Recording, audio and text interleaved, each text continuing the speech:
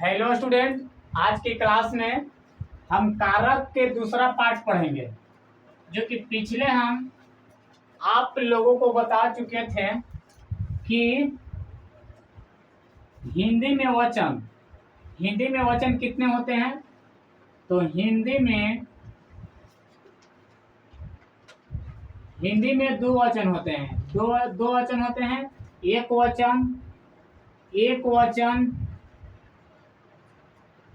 और बहुवचन, एक वचन और बहुवचन। और एक वचन में हम बताए थे एक लड़का। एक वचन में क्या होता है? एक लड़का हो जाएगा, एक लड़का। और बहुवचन में यानी कि बहुत लड़का, यानी कि कई लड़का, बहुत लड़का भी लिख सकते हैं, बहुत लड़का।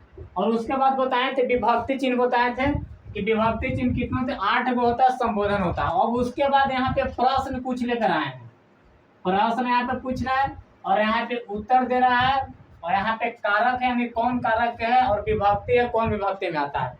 तो सबसे पहला क ददाती, इसका हिंदी हो गया कौन देता है। तो उत्तर क्या हो जाएगा? यानी कि राम। क्या हो जाएगा? राम। क्या हो जाएगा? रामा हो जाएगा। क्या हो जाएगा? रामा हो जाएगा।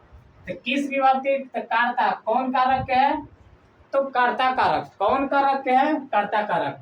क ददाती कौन देता है? तो राम। रामा यानी कि राम। किसको देता है? राम को। तो राम हो गया कौन कारक? कर्ता कारक। कौन कारक हो गया? राम, कर्ता कारक। अब उसके बाद किस विभक्ति? तो क्या विभक्ति बताइएगा? तो विभक्ति प्रथमा विभक्ति। कौन विभक्ति?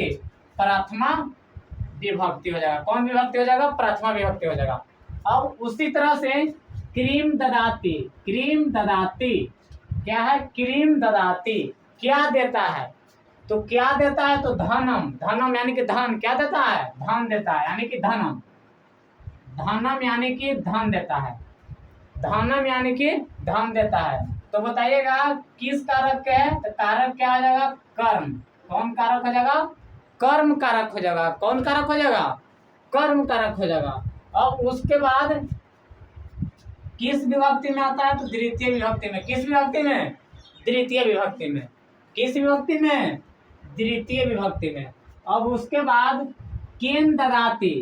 केन ददाती किसको देता है?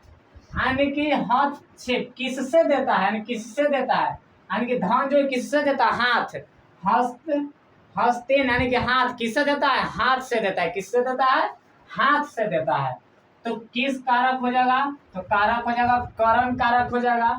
करण कारक हो जाएगा, इसमें आ जाएगा। और कौन विभक्ति हो जाएगा? तो तृतीय विभक्ति कौन हो जाएगा? तृतीय विभक्ति हो जाएगा। क्या कौन विभक्ति हो जाएगा? तृतीय विभक्ति हो जाएगा। अब उसके बाद केभ्य। केभ्य ददाती। केभ्य ददाती किसको देता है? केभ्य ददाती निर्धन भ्य। निर्धन भ्य यानी कि निर्धन यानी कि जिसके पास कोई धन नहीं हो उसके धन देता है। यानी कि जिसके पास कोई धन नहीं हो, जिसके पास कोई धन नहीं हो तो निर्धन भय। तो किस कारक में हो जाएगा? तो संप्रदान में हो जाएगा। कौन विभक्ति में हो जाएगा? तो चतुर्थी विभक्ति में हो जाएगा। कौन विभक्ति में हो जाएगा? चतुर्थी विभक्ति में हो जाएगा। कौन विभक्ति में हो जाएगा?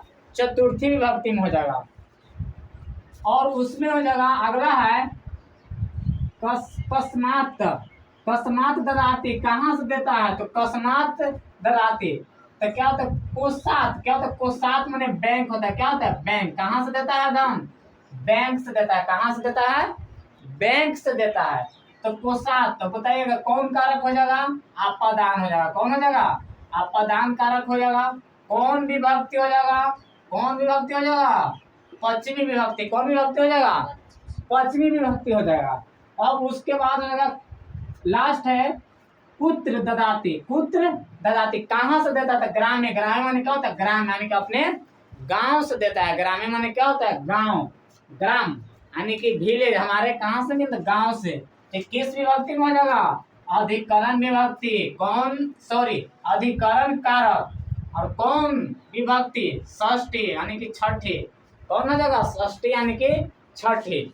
तो ये सब हो जाएगा क ददाती, क्रीम ददाती, केन ददाती, केभ्य ददाती, किस कस्मात ददाती और पुत्र ददाती। यहाँ से उत्तर हो जाएगा रामन, धनम, हस्तेन, निधानम, कोसात और ग्रामीण। कारक याद रखिए आप लोग, कारक का पूरा आप लोग याद कर लीजिएगा। आठों कारक याद रखिएगा, विभक्ति याद कर लीजिएगा, उसको साथ साथ कारक का चिन्ह भी याद कर लीजिएगा। तो आप लोग इसमें देखिएगा, हिंदी में पहला क्लास, संस्कृत का जो क्लास पहला है, पहला क्लास में हम उसमें हिंदी में ही आप लोग का लिखवाए। हिंदी में इसलिए लिखवाए हैं क्योंकि संस्कृत में पढ़ना आसान नहीं है। संस्कृत पढ़ना आसान नहीं है तो संस्कृत बहुत टफ है, यानी कि संस्कृत इसीलिए नहीं लिखवाए, आप लोग का संस्कृत में समझ में नहीं आएगा, इसीलिए हम संस्कृत में नहीं लिखवाए हैं। तो पहला क्लास हिंदी में ही आप लोग का लिखवाया हुआ है, और ये दूसरा क्लास है, तो ये सब आप लोग क्या करिएगा, याद रखिएगा। फिर मिलेंगे अगले वीडियो में, ठीक है। तब तक आप लोग संस्कृत का कारक का क्या करिए, ऑब्जेक्टिव जाइए, और क्वेश्चन बैंक हो या ऑब्जेक्टिव गेस्ट पेपर हो तो जाकर